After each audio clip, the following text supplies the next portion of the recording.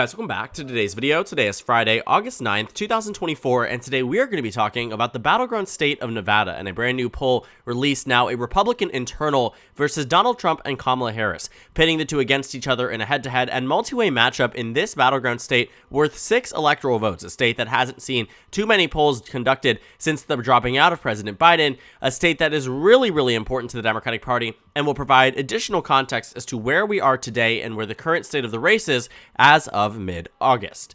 Now, we're less than 10 days away from the Democratic Convention beginning, and we're at a point where a lot of the polls are going to start to building up momentum and gaining in terms of overall support for Vice President Harris. That's the way these things go. And she has experienced what many people on the right and the left have dubbed the Harris honeymoon, where in the immediate aftermath of Joe Biden dropping out, the support that comes from apathetic Democrats maintains itself and in fact builds up amongst independents and even some Republican voters that weren't too pleased with Donald Trump in the first place that now see a reason to vote for the Democratic ticket.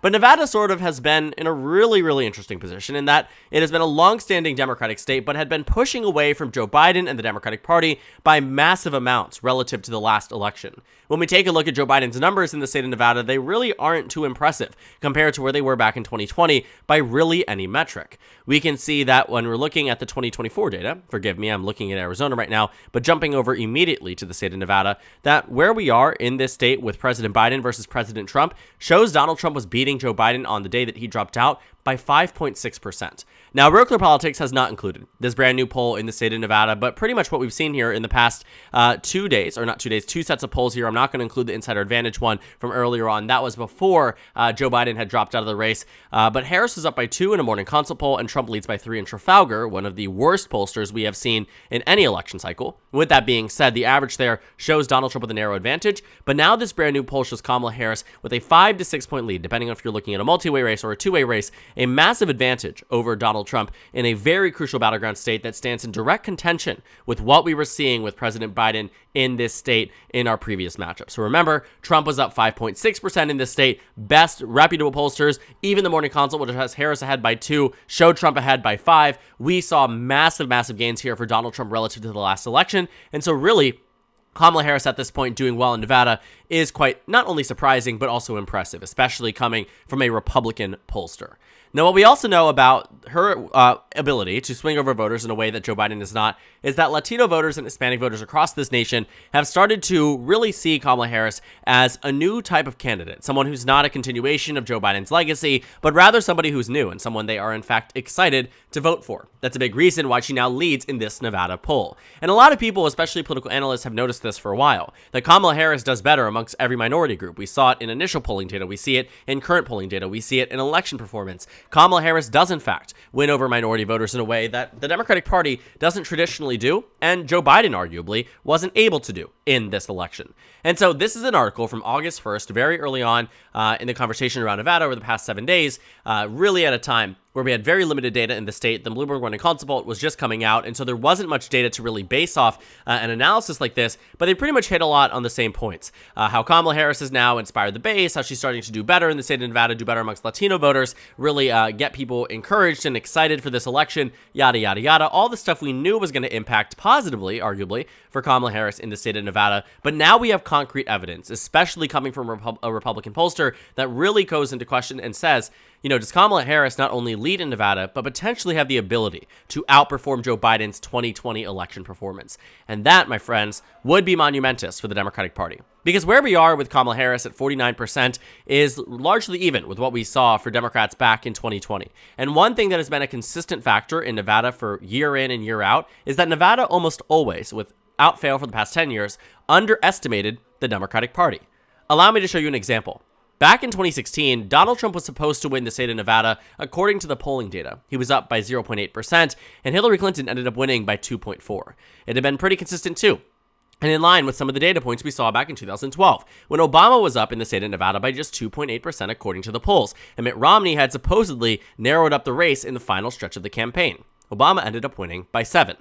Back in 2008, which it doesn't show anymore, but you can see back in 2008, if you go through the historical polling data, Obama was supposed to win Nevada by single digits. He ended up winning by 13. And it doesn't just extend to past elections like 2012 and 2016. It happened in 2020, but the most recent recent example is the 2022 Senate elections, where Adam Laxalt, the Republican who had been the Attorney General at a time, his father had been very involved in politics, ran for governor in 2018 and lost, decided to run for Senate in 2022. Had been backed by the NRSC, backed by Donald Trump, backed by all the major Republicans in the state. He was ahead on election day by 1.4% against Catherine Cortez Masto, who was polling pretty much at 45% throughout the entire campaign, never really more than that. The most before that was 45.4%, which even if you're rounding, goes down to where you are. So Catherine Cortez Masto really wasn't doing well. Adam Laxalt on election day was supposed to win by 1.4. He lost the state. And so overall, we've seen that Nevada has pretty consistently underestimated Democrats in the polls. And the fact is, if Kamala Harris is up by 5 or 6 points in a Republican internal, that is really good news for the Kamala Harris campaign,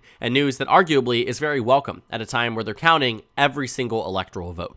When we look back at the 2020 presidential election and you take a look at the shift between 2016, there really wasn't that much of a shift. And, there, again, is reason for that.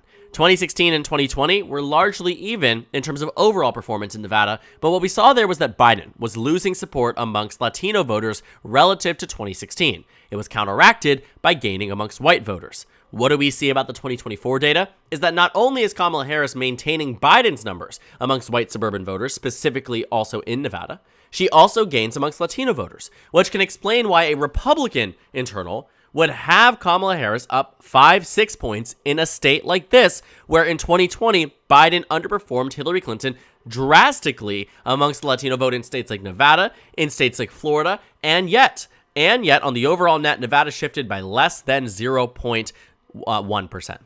So not at all a major shift whatsoever. Very, very minimal gains for Donald Trump, very minimal gains for the Republican Party entirely, and that's again because even though you did see a pretty significant reversion of support amongst Latino voters, counteracted by white voters, Kamala Harris has the best of both worlds. And now that she has Tim Walz on the ticket, I do think that this same level of strategy can be seen and applied to some other states as well. Kamala Harris, again, if she's able to retain the support that is expanding and growing in the suburban regions of, for instance, the Detroit metro area, looking at Milwaukee, looking at Philadelphia, looking at the areas outside of those major cities in states like Pennsylvania, Michigan, Wisconsin, the Atlanta, Georgia area is a huge area, Raleigh, North Carolina, there's multiple cities in North Carolina where that matters. You are finding that Kamala Harris and Tim Walz on the ticket can do what they can and will likely win over white voters in a similar way that Joe Biden did. Maybe not expand, but win over them by the same amount, and Kamala Harris can bring home minority voters based on what we have seen in terms of her approach,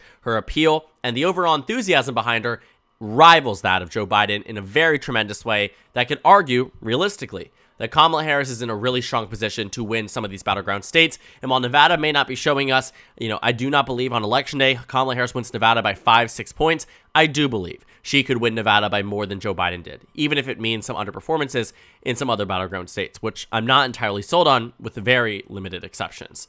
I think Nevada for a while has been a state that has been really interesting to me.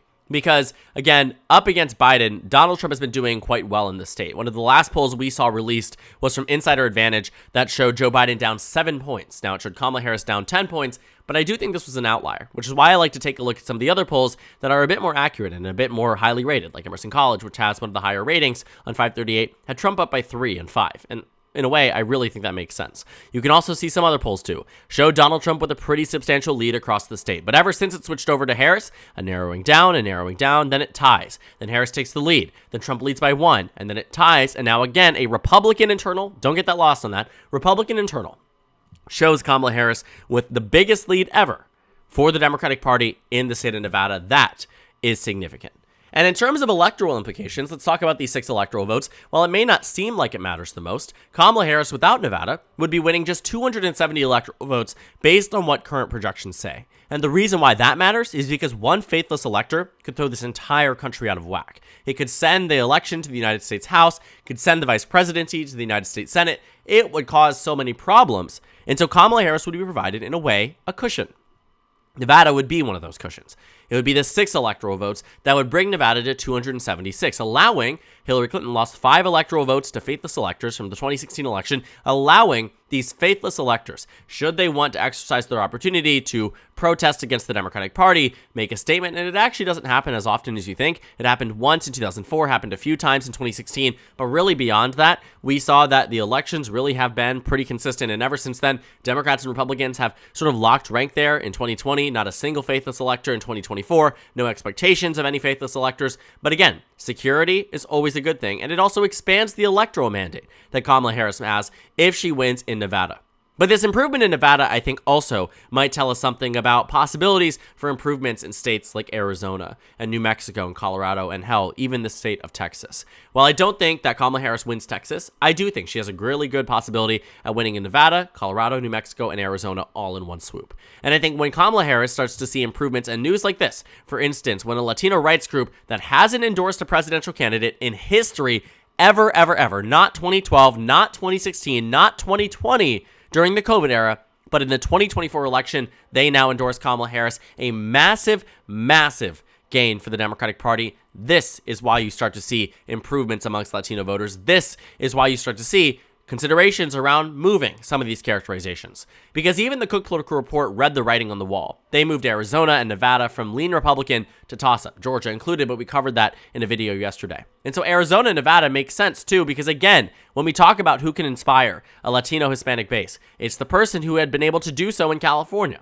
It may not have been Joe Biden in 2020, and the data shows that Joe Biden lost support relative to Hillary Clinton. Even though Hillary Clinton lost the election, take a look at some of these counties and the way they shifted. Florida is a prime example of this. When you take a look, let's go ahead and refresh and get to the presidential map. When you take a look at Florida, Miami-Dade County went from being a 7.4% for Biden back in 2016. It was 29.6% for Hillary Clinton. So a 30-point victory in Miami-Dade turning into a 7-point victory for Joe Biden. In 2012, in fact, Hillary Clinton did better than Obama in 2008 and 2012. Massive gains there for the Democratic Party.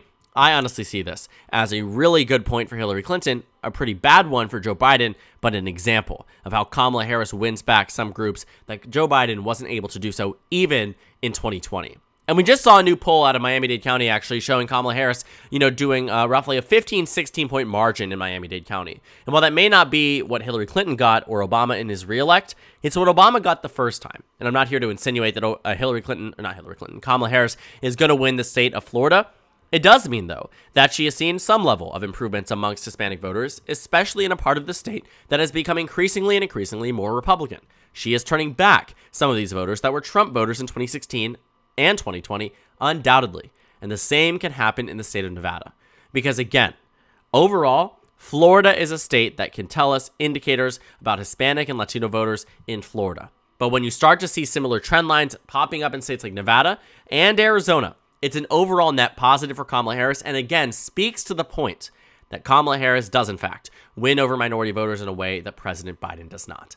This 5-point lead is really unlike anything we have seen in quite some time. And it continues to reiterate that point, that RFK Jr. does more harm to Trump than help to him, in contrary with what Republicans initially thought in this election. Even Donald Trump himself believed that RFK would be a spoiler for Joe Biden.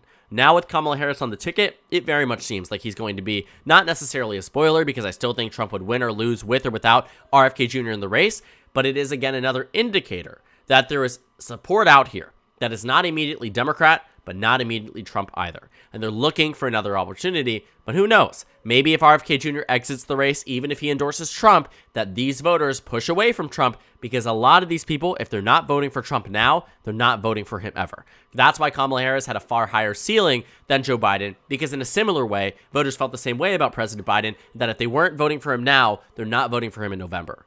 Kamala Harris is the only new figure in this race, and we're 90 days out from the election, less than 88 days, I think, today. And so Kamala Harris is at a point where she's building up momentum, reaching higher ceilings, doing better amongst voting groups. And the reason for that is because people see her as more competent, more put together, more electable, more inspiring, whatever it might be. That is why Kamala Harris is starting to do better. And Nevada is at the center focus of that, with a brand new poll, again from a Republican internal, showing Kamala Harris with her biggest lead yet over Trump. And should that come to reality, if Nevada is in fact a 5-6 point state and becomes a likely blue state, at that point in time, election is wraps. Wisconsin is probably likely blue. Michigan is probably likely blue. Pennsylvania is probably likely blue. Democrats are on the verge of winning Georgia. They're on the verge of winning Arizona, on the verge of winning North Carolina. That is the circumstance we are in if Nevada is in fact a 5 to 6 point victory. Obviously, again, I don't think that's going to be our reality, but I do believe that it is very much an indicator of where the state of our nation is, where Kamala Harris is in terms of overall electability. And what the betting markets also agree upon is that Kamala Harris is now the favorite in Nevada for the first time in months. I mean, Joe Biden had not taken this lead in Nevada since October of 2023, even in the best betting markets for Joe Biden. And so what we have found here is that Kamala Harris has done a complete and total reversion in states like Nevada and many other battlegrounds in a very positive way for the Democratic Party. And this poll from a Republican pollster only continues to reiterate that. So thank you guys so much for watching this video. Make sure to comment down suggestions below. Subscribe on the left if you haven't already, and check out the Instagram and Twitter. At the top left of the screen, there's also a Discord server for you to go ahead and join. On the screen, there's a video you can watch, and then a playlist of my 2024 presidential election analysis videos. Again, thank you guys so much for watching, and I will see you all later today.